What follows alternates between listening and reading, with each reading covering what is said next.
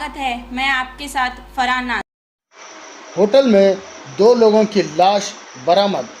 बीजापुर शहर के राजधानी होटल में दो लोगों की लाश बरामद हुई। इसमें से एक बल्लारी मूल निवासी हगरी बमनली होने की बात पता चली।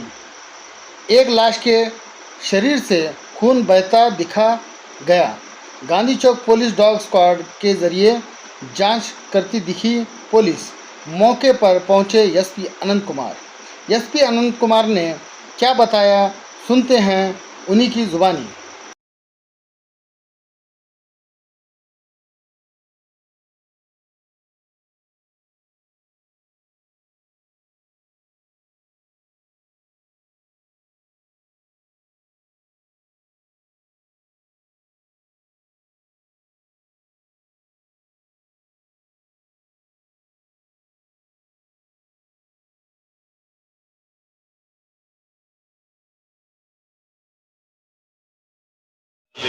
ನಂಬರ್ 114ನಲ್ಲಿ ಒಬ್ಬರ ಮೇಲೆ ಒಬ್ಬರು ಇದ್ದಂಥ ಸ್ಥಿತಿಯಲ್ಲಿ ಎರಡು ದೇಹಗಳು ಇದು ಒಬ್ಬ ಮೇಲಿನ ವ್ಯಕ್ತಿ ಇನ್ನೊಬ್ಬನನ್ನು ಒಂದು ಕಟ್ಟರ್ನಿಂದ ಕುತ್ತಿಗೆಯನ್ನು ಕೇಳಿ ತದನಂತರ ತಾನು ಕೂಡ ಸೂಸೈಡ್ ಮಾಡಿಕೊಂಡಿರುವಂತಹ ಅನುಮಾನ ಇದೆ.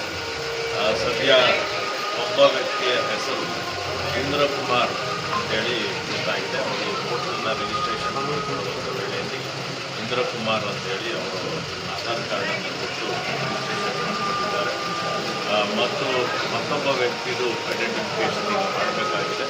ಅವರ ರಿಲೇಟಿವ್ಸ್ಗೆ ಇವರು ಮೂಲತಃ ಯಾರು ರಿಜಿಸ್ಟ್ರೇಷನ್ ಮಾಡಿಕೊಂಡಿದ್ದು ಇಂದ್ರಕುಮಾರ್ ಅನ್ನುವಂತಹ ವ್ಯಕ್ತಿ, ಇವರು ಬಳ್ಳಾರಿ ಡಿಸ್ಟ್ರಿಕ್ಟ್ ಹಗರಿ ಬೊಮ್ಮನಹಳ್ಳಿ ಊರಿನವರು. ಅಲ್ಲಿ ಒಂದು ತಾಂಡ, ಶ್ರೀಕಂಠಪುರ ತಾಂಡದ ವ್ಯಕ್ತಿ ಅಂತೇಳಿ ಈಗ ಗೊತ್ತಾಗಿದೆ. ಮತ್ತು ಅವರು ಉಪಯೋಗಿಸ್ತಾ ಇದ್ದಂತಹ ಒಂದು ದ್ವಿಚಕ್ರ ವಾಹನದ ಕೀ ಕೂಡ ಅಲ್ಲಿ ಸಿಕ್ಕಿದೆ. ಆ ದ್ವಿಚಕ್ರ ವಾಹನದ ನಂಬರನ್ನು ನೋಡಲಾಗಿ ಅದು ನಮ್ಮ ಯಾವ ತಾಂಡ, ಅರಕೆರೆ ತಾಂಡದ ಒಂದು ವ್ಯಕ್ತಿಯ ಹೆಸರಿನಲ್ಲೇ ಅದು ರಿಜಿಸ್ಟ್ರೇಷನ್ ಆಗಿದೆ. ಈಗ ನಾವು ಸೈಂಟಿಫಿಕಲಿ ಏನೇನು ಎವಿಡೆನ್ಸನ್ನು ನಾವು ಕಲೆಕ್ಟ್ ಮಾಡಬೇಕು ಅದನ್ನು ಮಾಡ್ತಾ ಇದ್ದೇವೆ. ಡಾಗ್ ಸ್ಕ್ವಾಡ್ ಮತ್ತು ಫಿಂಗರ್ ಪ್ರಿಂಟ್ ಕೂಡ ಬಂದಿದೆ. ಇದು ಒಬ್ಬ ಮತ್ತೊಬ್ಬನನ್ನು ಕೊಂದು ತಾನು ಕೂಡ ಆತ್ಮಹತ್ಯೆ ಮಾಡಿಕೊಂಡಿರುವಂತೆ ಈಗ ಮೇಲ್ನೋಟಕ್ಕೆ ಕಾಣ್ತಾ ಇದೆ. ಯಾಕಂತ ಹೇಳಿದ್ರೆ ಆ ಡೋರ್ ಒಳಗಿನಿಂದ ಲಾಕ್ ಆಗಿದ್ದಂಥ ಪರಿಸ್ಥಿತಿನಲ್ಲಿ 2 ದಿನಗಳಿಂದ ಇತ್ತು.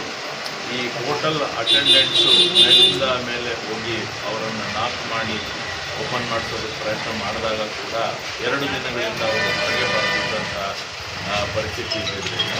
ಮತ್ತು ರೂಮ್ನ ಒಳಗಡೆಯಿಂದ ಒಂದು ಕೆಟ್ಟ ವಾಸನೆ ಬರ್ತಾ ಇದ್ದರಿಂದ ಅವರು ಅನುಮಾನಗೊಂಡು ಅವರು ಮಾಸ್ಟರ್ ಕೀನಿಂದ ಓಪನ್ ಮಾಡಿದಾಗ ಇದು ಈ ರೀತಿ ಸಾವಾಗಿರುವಂಥದ್ದು ಅವರು ಕಂಡು ಬಂದಿದೆ. ತಕ್ಷಣವೇ ನಮ್ಮ ಗಾಂಧಿ ಚೌಕ್ ಪೊಲೀಸ್ ಠಾಣೆಗೆ ತಿಳಿಸಿದ್ದಾರೆ. ತದನಂತರ ನಮ್ಮ DYSP ಸಿದ್ದೇಶ್ವರ್ ಮತ್ತು ನಮ್ಮ ಇನ್ಸ್ಪೆಕ್ಟರ್ ಮುರುಗುಂಡಿ ಇವರಿಬ್ಬರನ್ನು ಬಂದು ಅಲ್ಲಿ ವೆರಿಫೈ ಮಾಡಿದ್ದಾರೆ.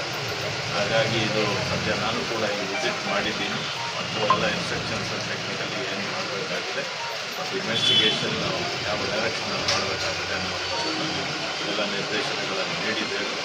ಸೈಂಟಿಫಿಕ್ ಎಕ್ಸ್ಪರ್ಟ್ಸನ್ನು ಕೂಡ ಕರೆಸ್ಕೊಂಡು ನಾವು ಇದು ಒಬ್ಬನನ್ನು ಕೊಂದು ಮತ್ತೊಬ್ಬ ಸೂಸೈಡ್ ಮಾಡಿಕೊಂಡಿರುವಂಥದ್ದು ಅಥವಾ ಬೇರೆ ರೀತಿ ಏನಾಗಿದೆ ಅನ್ನೋದನ್ನು ತನಿಖೆ ಮುಖಾಂತರ ನಾವು ಮುಂದುವರಿಸ್ತೀವಿ.